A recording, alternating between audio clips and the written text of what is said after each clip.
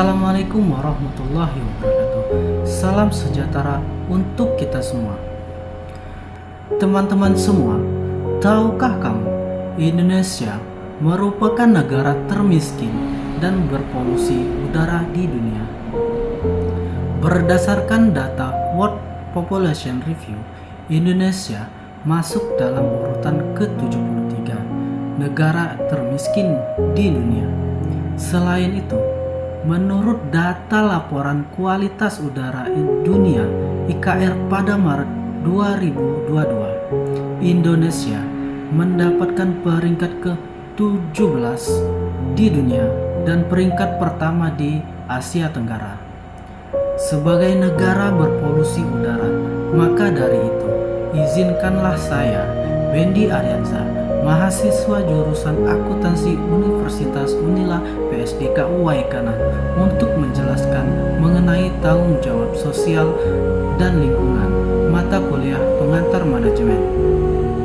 Teman-teman semua, tahukah kamu, menurut Profesor Sukirman melaporkan bahwa 23 juta lebih penduduk Indonesia hidup di bawah garis kemiskinan.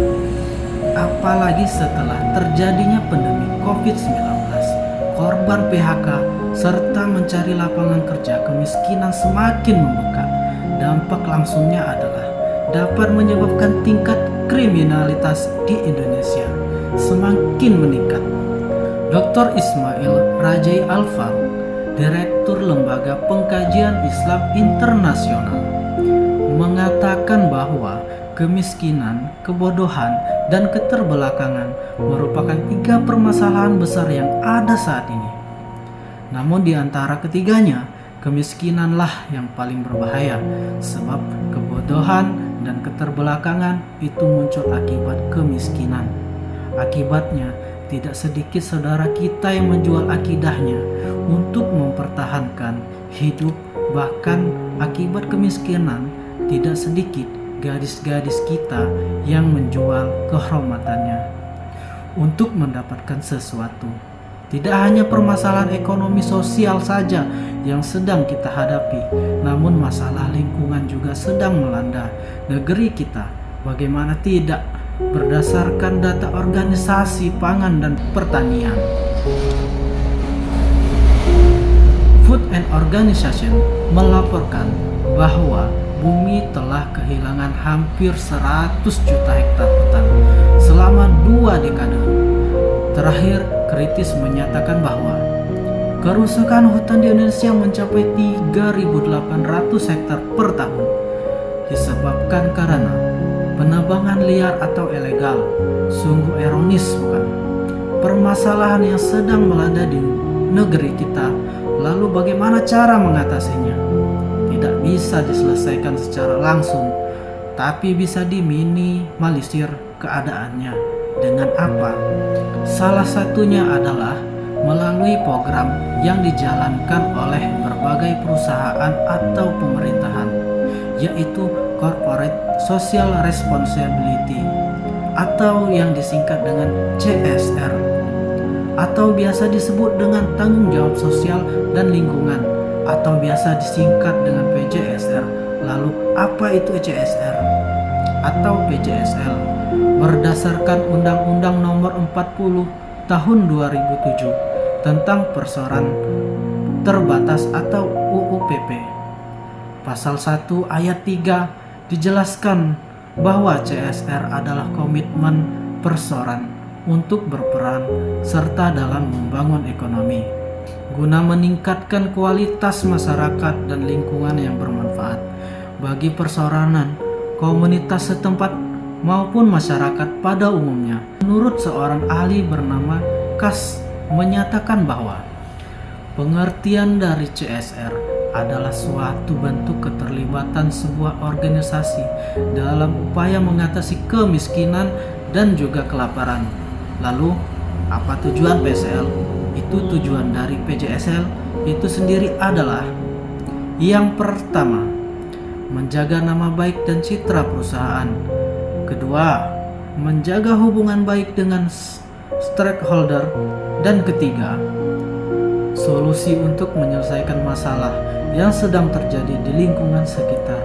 Kemungkinan apa saja manfaat dari tanggung jawab sosial dan lingkungan bagi perusahaan serta masyarakat umum.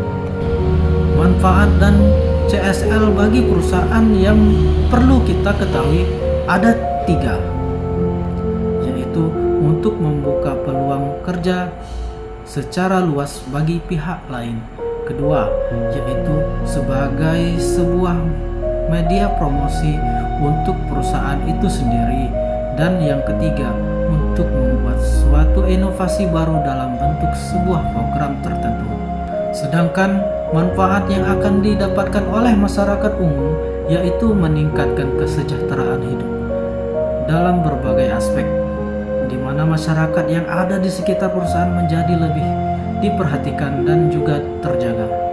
Kemudian, apa saja contoh program TJSL yang bisa meminimalisir permasalahan yang sudah disebutkan di awal? Tentunya banyak program yang bisa berusaha melakukan dalam berbagai bidang, diantaranya adalah: pertama, bidang ekonomi, membentuk program koperasi, simpan pinjam, dan usaha untuk masyarakat, dan juga karyawan mengembangkan UMKM yang ada di sekitar wilayah perusahaan atau itu pemerintahan, dan memberikan beberapa dana modal untuk usaha masyarakat sekitar. Yang kedua, pada bidang kesehatan, yang pertama adalah menyediakan acara donor darah yang bisa diikuti oleh masyarakat umum dan juga pegawai program vaksinasi untuk umum dan memberikan pengobatan gratis. Kemudian yang ketiga, di bidang lingkungan, mengadakan program pengolahan limbah, membuat gerakan reboisasi atau penanaman hutan, dan menyediakan acara seminar yang berkaitan dengan peduli lingkungan. Yang keempat, di bidang infrastruktur, menyediakan tempat ibadah, pembangunan sarana dan prasarana untuk umum serta memperbaiki jalanan. Dan yang terakhir yaitu yang kelima, di bidang budaya bisa mengadakan festival seni, melakukan pengembangan dan juga memberdayakan seniman yang ada di sekitar dan melestarikan budaya karya seni.